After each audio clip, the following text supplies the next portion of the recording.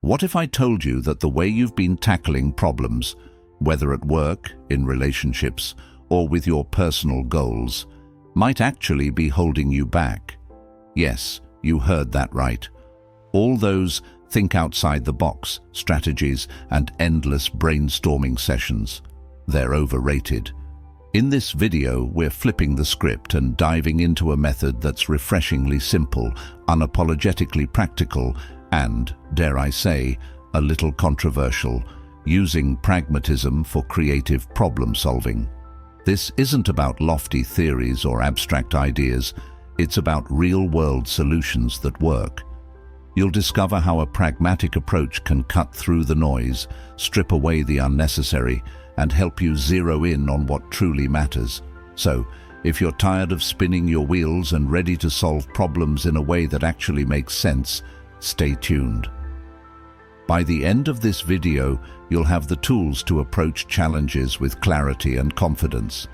Trust me, this could change the way you think forever. Let's get started. Number 1. The reality check reboot. Have you ever felt like you're banging your head against the wall, trying to solve a problem that just won't budge?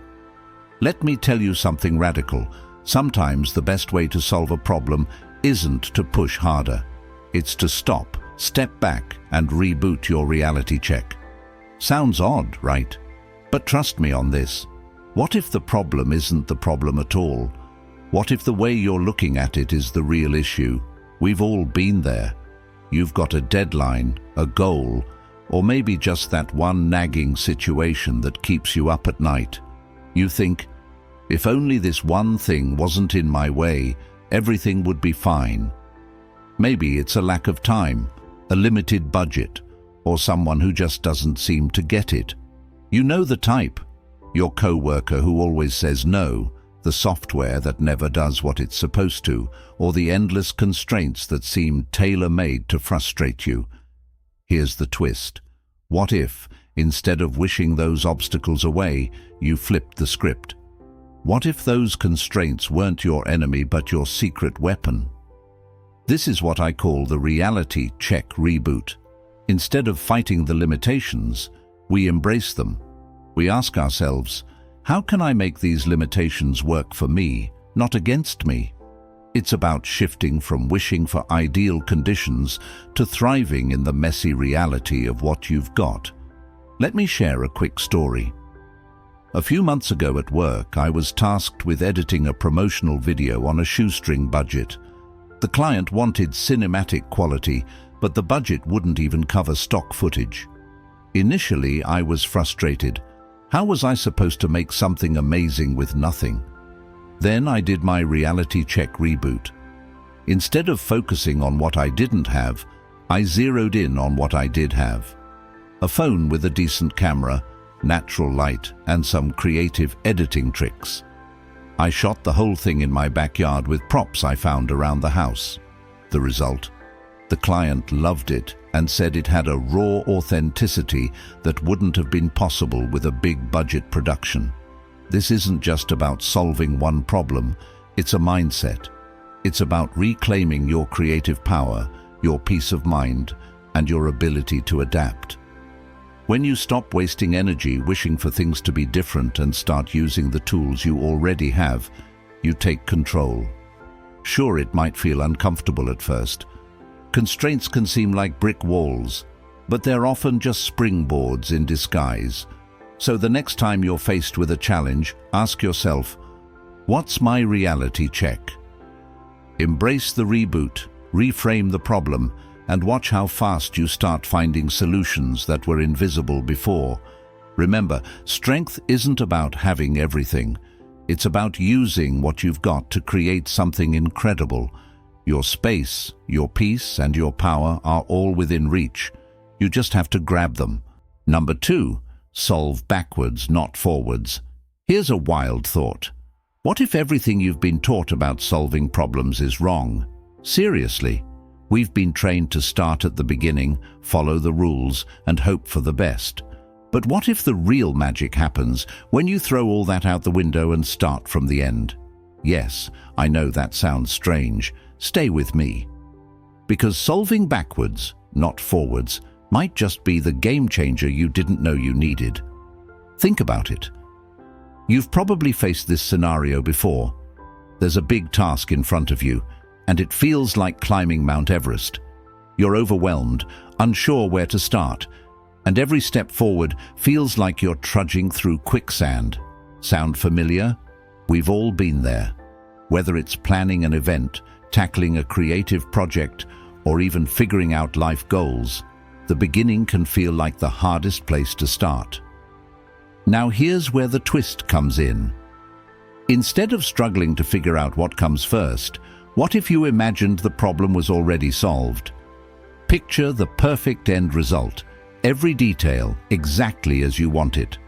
Close your eyes and visualize it. Feels good, right? Now here's the strategy. Work backwards. Trace each step from that finished picture to where you are right now. It's like rewinding a movie to see exactly how the plot unfolded. I'll give you a quick example. A few months ago, I was asked to create a high-impact presentation for a last-minute client pitch. Total chaos, no time, no direction, just pressure. Instead of starting with a blank slide deck and spiraling into stress, I imagined the final moment. The client's faces lit up, nodding along, completely sold on the idea. From there, I asked myself, what slide would make them feel that way? What key points would lead up to it? Within an hour, I had a rough outline that practically built itself. The pitch? Nailed it. Here's why this works. Psychologically, starting at the end activates your brain's problem-solving mode in a different way. Instead of getting stuck in the unknowns of the beginning, you give yourself a clear roadmap. And because you've seen the end goal, you know exactly what you're working towards. It's not just logical, it's empowering. This is about flipping the script on how you approach challenges. It's about reclaiming control when things feel overwhelming. You don't have to stumble through a fog, hoping you'll eventually find your way. When you solve backwards, you cut through the noise and focus on what truly matters. So the next time you're staring down a daunting task, don't panic, don't stress. Just pause, rewind, and start at the end. Visualize success, trace the steps, and work your way back to where you are now. You'll not only solve problems faster, you'll do it with confidence and clarity. Your journey, your destination, your rules. Start at the finish line and let everything else fall into place. Number 3, kill the sacred cows. What if I told you that the rules holding you back aren't real? That the so-called must-dos and always-dones in your life are just illusions you've been trained to follow? Here's the truth. Sometimes the biggest breakthroughs come when you question everything, even the untouchable. That's why it's time to talk about killing your sacred cows. Yes, you heard me right. Those cherished, unquestioned beliefs that seem too big to challenge. It sounds dramatic, but trust me, this is where real growth begins. We've all been there. You're stuck in a rut, trying to make progress, but it feels like you're dragging a boulder uphill. Maybe it's at work where someone says, "We've always done it this way," like it's a divine commandment. Or maybe it's in your personal life where you follow habits and routines you didn't even choose, just because they've always been there. You know the type. The traditions that make no sense, the systems no one questions, the rules that everyone obeys without asking why. Here's the thing about sacred cows. They're not sacred, they're stubborn, and sometimes they're just plain wrong. Killing them doesn't mean being reckless or disrespectful. It means having the courage to ask, why are we doing this? Does it still make sense? It's about breaking free from autopilot and reclaiming control over your choices. Let me share a quick story. A friend of mine was working at a company where weekly meetings were mandatory, every Monday, an hour of everyone's time, no exceptions. The thing is, those meetings were useless. They didn't solve problems. They just repeated the same points over and over. One day, my friend spoke up. "Why don't we just cancel the meeting and send updates in an email?" Cue the gasps. The idea was so taboo that people thought it would collapse the entire workflow. But guess what? They tried it. No one missed the meeting, productivity skyrocketed, and Mondays suddenly felt lighter. Killing sacred cows works because it forces you to see things clearly. It cuts through the noise and exposes what's actually useful versus what's just habit. Psychologically, it's liberating. It reminds you that you're in charge of your life, not some outdated rule book. And yes, people might resist at first. Change is scary, especially when it targets something people think is untouchable. But on the other side of that discomfort is freedom. This isn't just about questioning rules. It's about reclaiming your peace, your time, and your mental clarity. You don't have to follow traditions that no longer serve you. You don't have to stick to routines that make no sense. The next time you find yourself trapped by an unspoken rule, ask yourself, what would happen if I stopped? What's the worst that could happen? Here's your takeaway. The sacred cows in your life aren't sacred unless you let them be. Question them, challenge them, and if they're holding you back, don't be afraid to let them go. This is your space, your time, your life. Don't waste it on rules that don't serve you. Let go of what doesn't work and make room for what truly matters. That's where strength and self-respect are born. Number 4, the ugly first draft principle. Let me hit you with a truth bomb. Perfection is the enemy of progress. That voice in your head, the one demanding that everything you create be flawless from the start. It's lying to you. And here's the kicker. It's holding you back. That's why we're diving into something radical today. The ugly first draft principle. The idea that what you create first doesn't need to be perfect. It just needs to exist. I know it sounds counterintuitive, but trust me on this. It's the secret sauce to getting things done. You know the feeling. You sit down to write, brainstorm, or start a new project. And suddenly, the weight of doing it right paralyzes you. Every word feels wrong. Every idea feels mediocre. And before you know it, you've talked yourself out of even trying. We've all been there. It's like your brain is running a ruthless critique before you've even created anything to critique. Now here's the twist. What if your first draft wasn't supposed to be good? What if the whole point was to get the messy, chaotic version out first? That's the ugly first draft principle. It's about embracing imperfection, silencing the inner critic, and letting yourself create freely. Because once you have something, you can shape it, refine it, and make it great. But you can't edit a blank page. Let me give you a quick example. A while ago, I had to write a proposal for a big project. The stakes were high, and I froze. Nothing I wrote felt good enough. Then, I remembered this principle. I told myself, okay, just write the worst, sloppiest version of this proposal you can imagine. And I did. It was riddled with typos, half-finished ideas, and awkward phrases. But you know what? It existed. It gave me something to work with. And as I revised, it transformed into one of the best pieces I've ever written. That proposal, it won the project. Here's the psychology behind it. Perfectionism tricks your brain into thinking you need to avoid failure at all costs.